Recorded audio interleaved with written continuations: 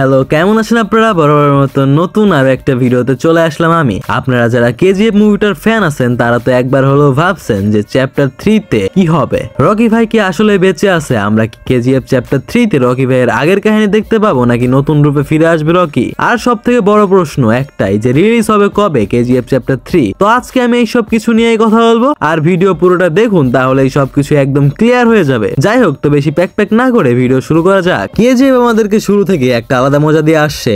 না ওই মজা না, খুদাই সবসময় উল্টা পাল্টা ভাবা বাদ দিন। মানে মুভিটা দেখার সময় বোরিং ফিল করার কোনো প্রশ্নই নেই। মুভিটার গল্প, সিনেমাটোগ্রাফি, রকি ভাইয়ের অ্যাটিটিউড আর ডায়লগ গুলা উফ। আর মুভিটার যেসব সং আছে, বিশেষ করে এইটা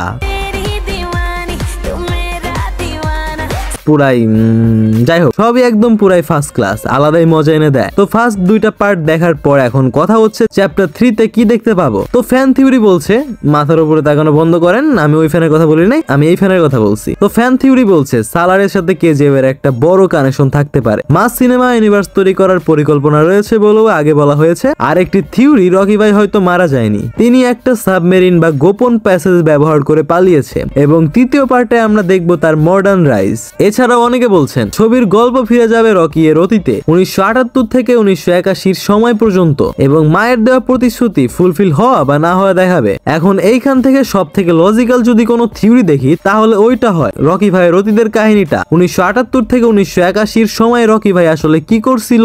কারণ মুভিটার মাঝখানে আমাদের এই 3 বছর দেখানো হয়নি। বাকি দুইটা থিওরি আমার কাছে একটু অদ্ভুত লাগছে। তার কারণ হচ্ছে সালার মুভিটা আমরা দেখছি, এন্ড ওই মুভিটার সাথে কেজিএফ এর কোনো কানেকশন আমরা পাই নাই। তো এটা বাদ বাকি রইল রকি ভাইয়ের আবার কামব্যাক, কিন্তু এইটা পসিবল না। কারণ ধরেন কোনোভাবে বেঁচে গেল সে, কিন্তু তারপরও আগে যেসব হইছে, মানে তার পুরো কেজিএফ তো ধ্বংস করে ফেলছে। তো ওইখান থেকে আবার সব নতুন করে শুরু করা মোটেও সহজ ব্যাপার না। কিন্তু আবার এটাও হতে পারে এত গোল্ড নিয়ে যে পালালো রকি ভাই, দেশের পিএম চেঞ্জ করা তার বাম হাতের খেলা, যদি আবার কোনোভাবে বেঁচে যায় বা গোল্ড গুলা ব্যাগ আনতে পারে, তো এটাও চান্স আছে। কিন্তু সব থেকে লজিক্যাল থিওরি যদি ধরি, তাহলে এইটা আছে 1978 থেকে 1981 পর্যন্ত কি হয়েছিল ওইটা। তো এখন বলি অফিসিয়াল আপডেট আমাদেরকে কি বলে। ইয়াশ নিজেই নিশ্চিত করেছে যে কেজিএফ চ্যাপ্টার 3 হচ্ছে। হাম্বাল ফিল্মস প্রি প্রোডাকশন কাজ শুরু করেছে, তবে রিলিজ ডেট এখনো পাওয়া যায়নি। বর্তমানে অনেক রিপোর্ট বলছে 2025 সালের শেষের দিকে মুভিটা রিলিজ হতে পারে। তবে একটি কথা পরিষ্কার, মেকার্স দ্রুত চাপ দিচ্ছে না, কারণ বেশি চাপ দিলে মুভিটা ব্যথা পেতে পারে।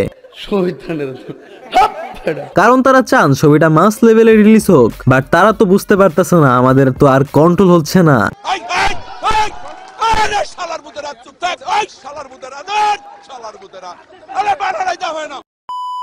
জানতে হবে কি আসতে চলছে কেজিএফ চ্যাপ্টার 3 তে। তো এখন বলে আমার কি মনে হয়, এখন যেহেতু ফ্যান থিওরি গুলো এত পপুলার আমাদের মাঝে, মেকার্স হয়তো সেই থিওরি গুলার কিছু অংশ ব্যবহার করতে পারে। মানে আমি একদম পুরো 100% শিওর দিয়ে তো আর বলতে পারছি না, বাট আমার এইটা তো মনে হচ্ছেই, যেমন রকি এর জীবনের ডিপার অংশ দেখানো হবে, এবং ভিলেন হিসেবে হয়তো আমরা পুরনো মুখ দেখতে পাবো। এমন কেউ যিনি রকি এর অতীতকে চ্যালেঞ্জ করবে, এবং লড়াই হবে শুধু সাফল্যের না, বরং একটা প্রতিশ্রুতি রক্ষা করার। এখন যদি রিলিজ ডেটটা বলি, তাহলে তারা এখনো অফিসিয়াল কোনো আপডেট দেয় নাই, কারণ তাদের সাবান অনেক স্লো। ডিপজল কাকুর কাছে নিতে হবে ওদেরকে, তাহলে